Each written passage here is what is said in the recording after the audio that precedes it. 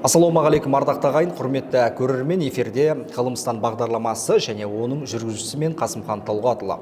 Бүгін бізде қонақта Әл-Фараби атындағы Қазақ ұлттық университетінің биотехнология кафедрасының аға оқытушысы Меруерт Бәуенова. Меруерт ханым, қош келдіңіз. Рахмет, қош көрдік. Ең алғашқы сұрағым, қазір жас ғалымдарға мемлекет тарапынан қандай қолдаулар көрсетілуде, сол жайында айта кетсеңіз. Рахмет.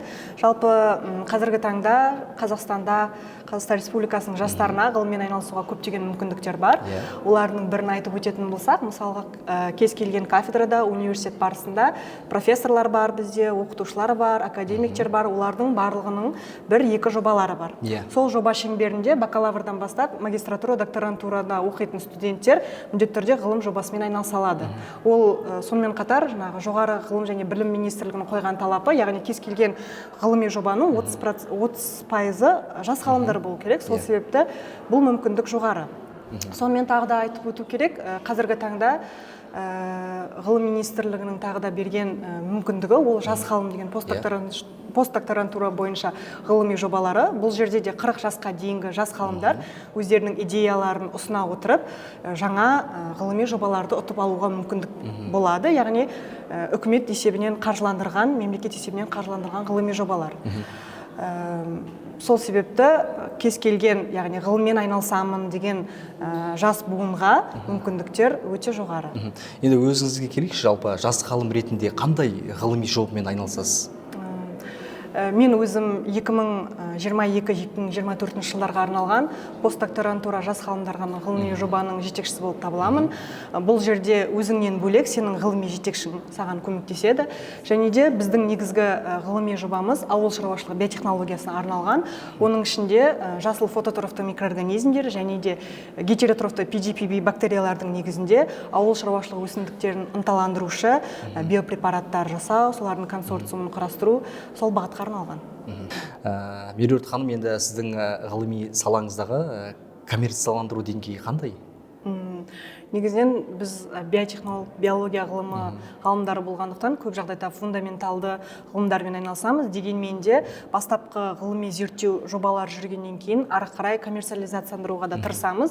Яғни ол негізінен белді бір биопрепараттар алу, немесе адамға қажетті биологиялық белсенді заттар алу, яғни қарастырылады. Дегенмен де көп жағдайда біз бастапқыда фундаменталды ғылыми зерттеу жұмыстарын жүргіземіз. Ары қарай ол жақсы нәтиже берген жағдайда оны біз коммерциализацияға әрине тырысамыз.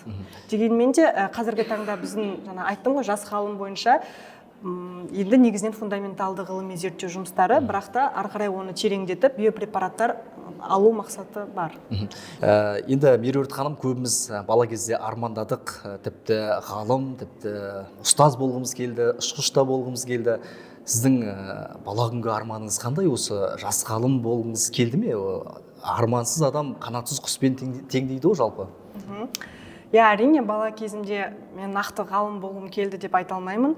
Бала кезде әр жаста әртүрлі мамандық иесі болғым келді. Дегенмен де бір мектеп кезінде 8-9 классқа келгенде өзім осы биология ғылымымен айналысамын деген ой болды. Әрине, ол менің бірінші ата-анамның маған берген тәрбиесімен тығыз байланысты. Себебі менің әкем тарих пәнінің мұғалімі, ана математика пәнінің мұғалімі. Сол себепті мен ғылымға, білімге бала кезімнен жақын болдым.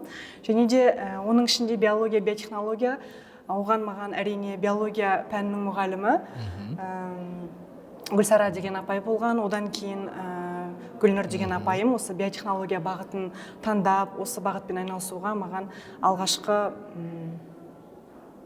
тәлім білім берген деп айтсам болады. Одан кейін университетке биотехнология мамандығы бойынша бірінші курсқа түскеннен кейін менің оған сайын биотехнология ғылымына қызығушылығым арта түсті. Және де 3-ші курста менің қазіргі таңдағы ғылыми жетекшім Әл-Фараби атындағы Қазақ ұлттық университетінің профессоры Садвакасова Асенгүл Каликумаровна осы фототрофты микроорганизмдер бағытымен айналысу үшін өзінің зертханасына шақырған болатын. Сол 3-ші курстан бастап академик Заядан Болатхан ұлының жетекшілігімен, Садвакасова Асенгүл Каликумаровна жетекшілігімен фототрофты микроорганизмдер биотехнологиясына кіші ғылыми қызметкер болып жұмысқа кірдім.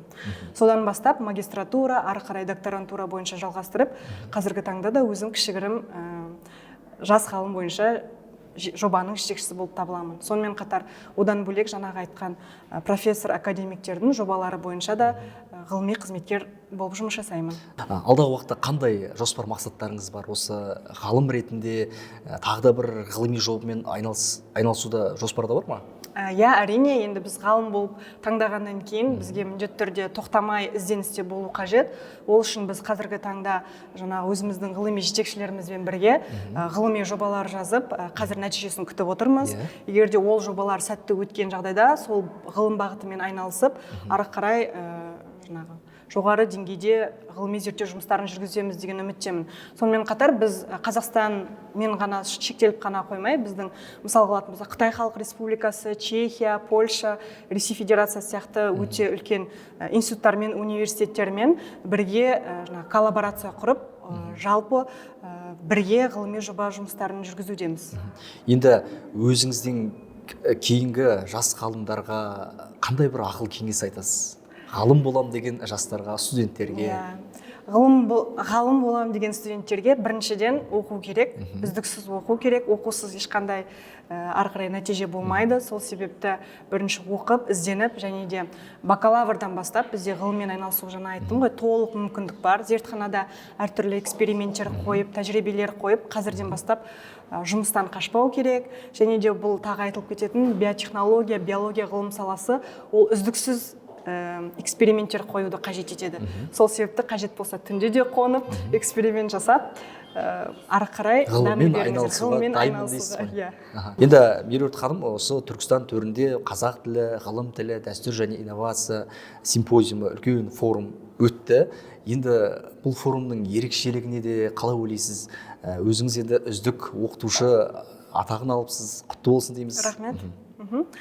Жалпы бүгін қазақ тілінде болып жатқан бұл симпозиум, бұл біз үшін өте маңызды. Себебі қазақ тілінің мәртебесін көтеру, ол біз сияқты жастардың негізгі міндеті деп санаймын. Сол себепті қазақ тілінде тек қана филологтар ғана айналысып қана қоймай, біз сияқты басқа да ғылым саласымен айналысатындар қазақ тілінде мақала жазып, қазақ тілін жетік меңгерген, ғалымдарды тәрбиелеу, ол өте маңызды деп ойлаймын.